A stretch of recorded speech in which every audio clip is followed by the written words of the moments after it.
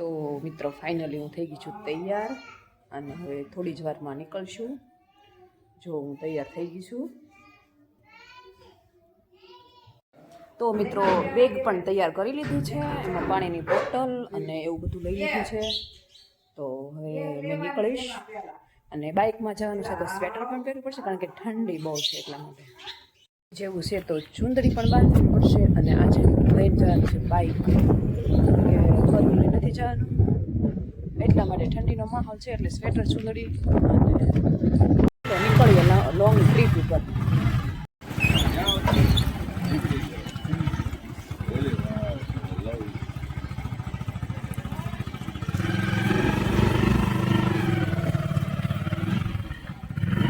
અત્યારે જો ગામડાની મીઠી મીઠી મોર્નિંગ છે અને અત્યારમાં ગાડ બકરા લોકો ચારો કરવા માટે જાય છે.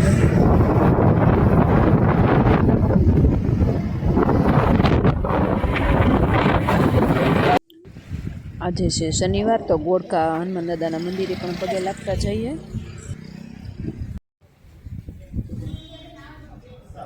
સરસ મજાનું મંદિર છે.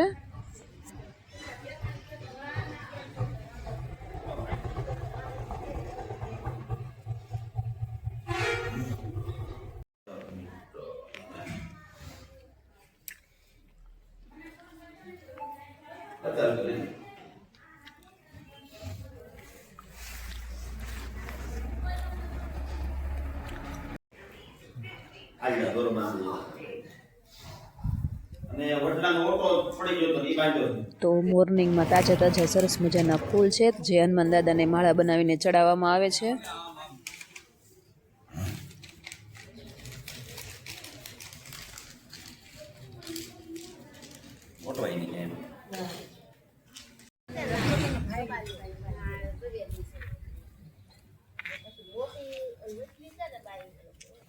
ફાઇનલી ગાઈસ દર્શન કરી લીધા છે અને હવે નીકળી જશું. અમે હનુમાન દાદાના દર્શન કરવા માટે ગયા હતા.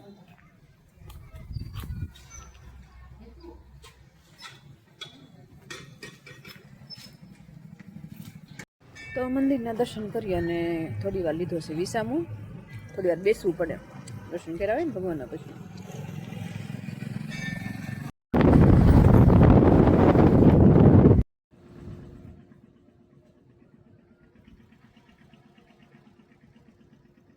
હેલો ગાઈસ, તો ફાઇનલી અમે અહીંયા વોલ્ટ કર્યો છે કારણ કે ફાટક બંધ છે એટલે પરાણે વોલ્ટ કર્યો છે. ફાટક બંધ છે અને ટ્રેન આવવાની ફૂલ તૈયારી છે. હમણાં ટ્રેન આવશે પછી ફાટક ખુલશે પછી અમે જઈશું.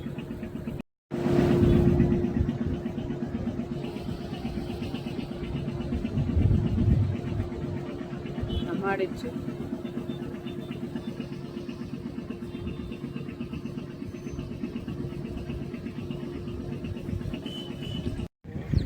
ગાઈસ ટ્રેન આવી ગઈ છે, હું તમને બતાવું છું.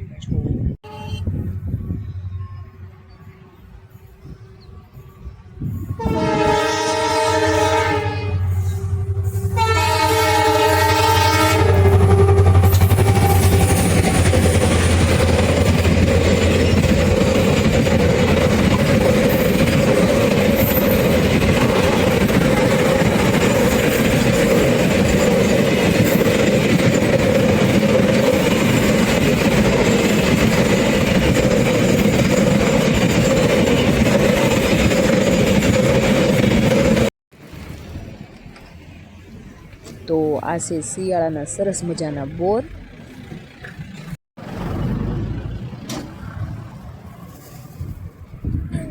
આ છે દેશી સરસ મજાના બોર જે શિયાળામાં જ પાકતા હોય છે.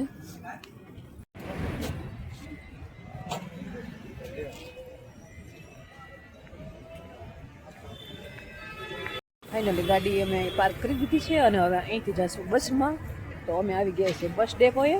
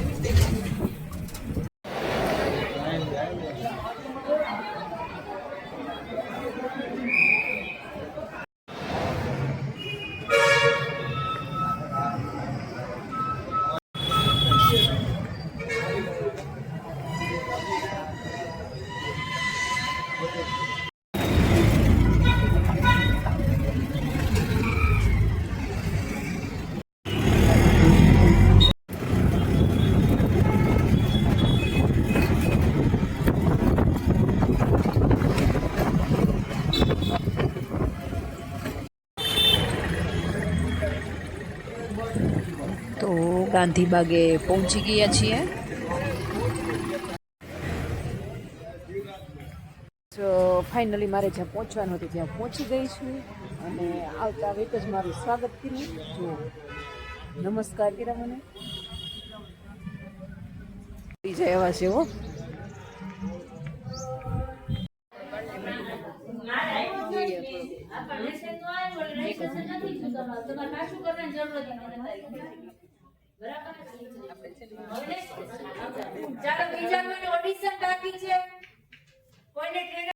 પણ અહીંયા આપણે બીજી બાજુ જમવા જવાનું છે તો જો કોઈ એવા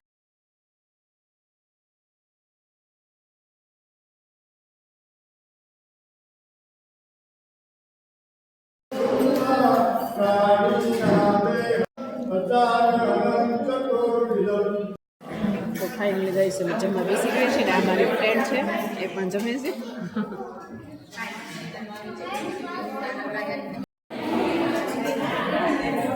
એક જ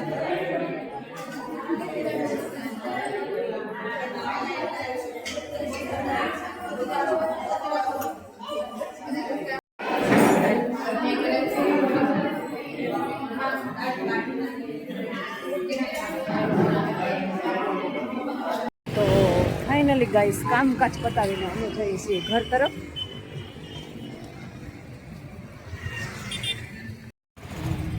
તો ગાઈસ આ છે સરદાર સર્કલ અને સરદારજીની પ્રતિમા બહુ મસ્ત આપેલી છે. જુઓ તમે.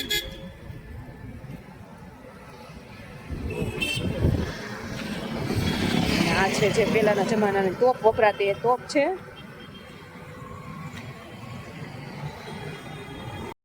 તડકો પણ થઈ ગયો છે. તો ગાઈસ હવે એસટી ડેપે ફાઇનલી પહોંચી ગયા છીએ અને હવે બસ મળે એટલે હવે ઘર તરફ જઈશું. તો આ છે સરસ મજાના ગામડાનો નજારો તમે જોઈ શકો છો.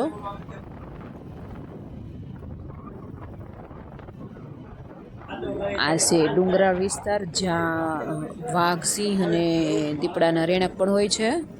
તમે જોઈ શકો છો.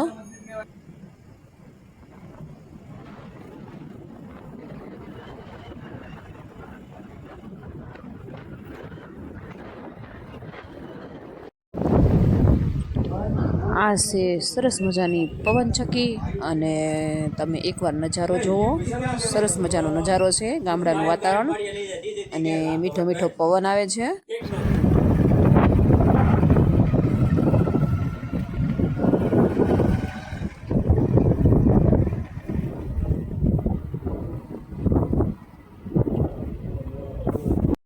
ચાલો ગાઈસ થોડાક બગીચે પણ આટો મારીએ. આ છે ગાઈસ ટમેટી, જે દેશી ટમેટી છે, જે આવા ટમેટા આવે ને જે દેશી ટમેટા છે. અને આ છે આંબો. આંબાને આ વર્ષે મોર પણ બહુ આવ્યો છે. આ છે ચીકુડી, જે જો સિક્કુ પણ બહુ સરસ આવ્યા છે.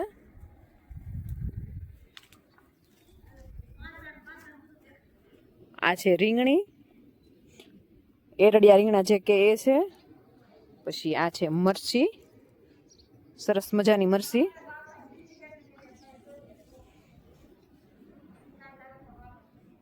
આ રીંગણી છે પણ રીંગણા બહુ મોટા અને બહુ મસ્ત છે. આપણે જોઈએ ત્યાં કોરા ખાવાના મન થઈ જાય એવા છે. જોવો કેવડું મોટું છે, હજી પણ વધશે આ રીંગણું, બહુ સરસ છે.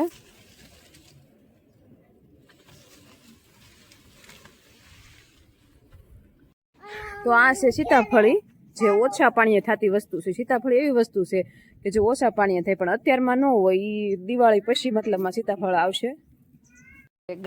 ગાય માતા. જો આ છે નાની એવી ગોગી, કેવી સરસ ગોગી. જો તો ગોગી ગોગી ગોગી. ટાટા કહી દે તો ગોગી, પછી ખાશે ગોગો.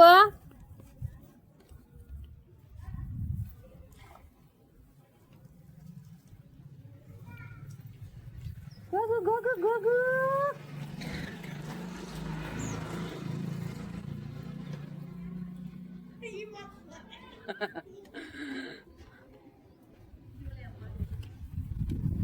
તો ગાઈસ આ છે પેલાના જમાનાનું મશીન અને આ છે પંખો અને ગુજરાતીમાં આપણે ઓપનર બોલતા હોઈએ છીએ અને આપણે જે ખાઈએ છીએ સિંગ ચણા એ બધું કાઢવા માટે ઉપયોગમાં લેવાય છે.